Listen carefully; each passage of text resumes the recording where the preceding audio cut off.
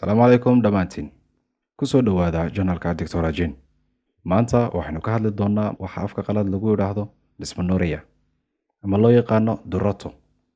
Si aad u ogaato waxa ay tahay duroto, waxa keena iyo waxa lagu daweeyo, fadlan dhammayso muuqaalka.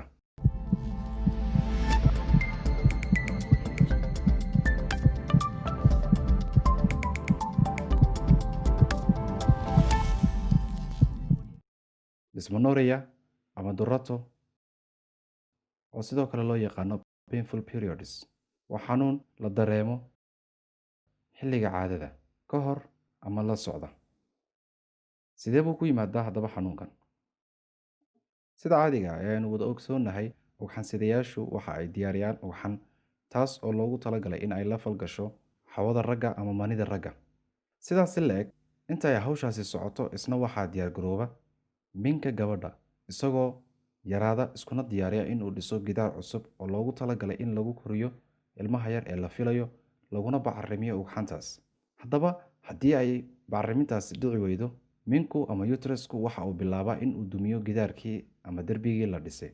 Kadibna waxa uu bilaabaa in muruqyadii minku isku soo ururaan.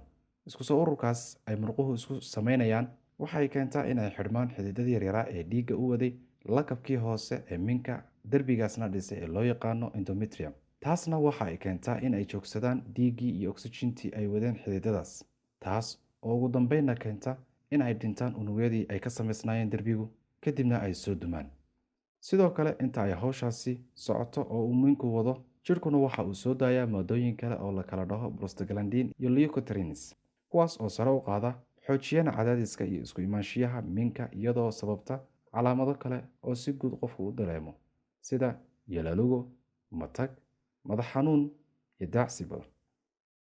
Haddaba, marka loo yimaado dumarka qaba durotada ama dysmenorrhea, gaar ahaan nooca primary dysmenorrhea la dhaho, shaqadoodu waa ay ka badan tahay oo minkoodu sida caadiga ah si ka xoog badan ayaa uu murqihiisu iskugu soo ururaa, taasoo hadhowna keenta xanuunkan badan ee gabdhuhu dareemaan. Waxaa loo kala qaybiyaa laba qaybood oo kala duwan. Kow, primary dysmenorrhea waxaa la arkaa 6 ilaa 12 bilood kadib marka ay gabadhu hesho caadada. Badanaana wax keena lama yaqaano oo waa xanuun keligii qofka qabta.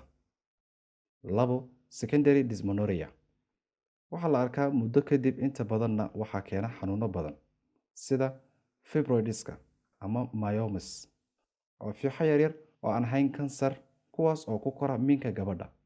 Waxaa kaloo ka mid a xanuunada keena secondary dysmenorrhea endometriosis.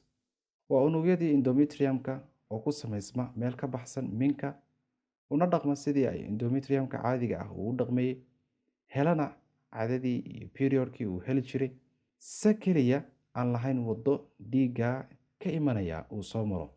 Taasina waxay keentaa in dhiiggu meeshu ku ururo, taasoo hadhowna keeni karta xanuun badan.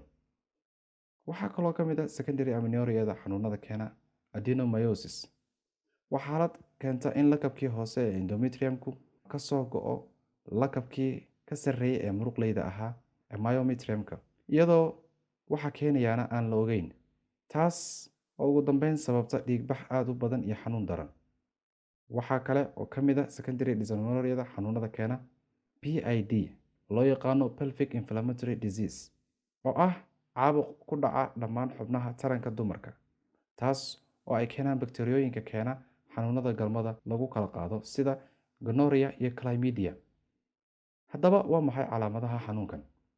Sidaynu kor usoo kala qaybinay primary dysmenorrhea iyo secondary dysmenorrhea, ayaynu calaamadahoodana u kala qaybin doonaa.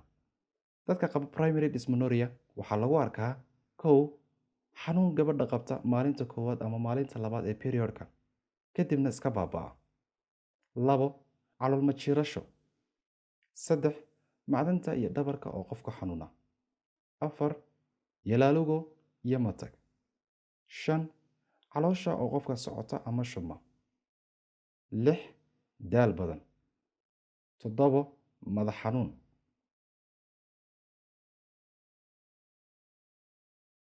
Haddii aynu u nimaadno secondary amenorrhea, dadka qabaa waxaa lagu arkaa: 1, xanuun daran oo qabta bilowga ilaa iyo dhammaadka periodka. 2, dhiigbax aad u badan.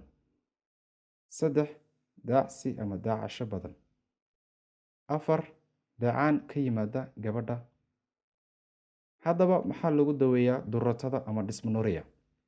Non-medically waxay isticmaali kartaa gabadhu heating pads oo ah buraashado biyo kulul lagu shubo ama biyo diiran dadna la saaro macdanta iyo dhabarka hadba qofka meesha xanuunaysa si xanuunku uga kala yaraado. Taas haddii la waayo waxuu qofku isticmaali karaa quraarad ama caagad uu ku shubo biyo diiran. Medically qofku waxa uu isticmaali karaa dawooyinka la yiraahdo NSAIDs-ka ee ah xanuun baabi'iyaasha sida ibuprofen, naloxone iyo mefenamic acid. Sidoo kale waxa uu qofku isticmaali karaa hormonal drugs sida kuwa loo yaqaano CCP ama combined contraceptive pills-ka oo ka kooban estrogen iyo progesterone labadaba, ama progesterone khaliya oo la yiraahdo Depo-Provera.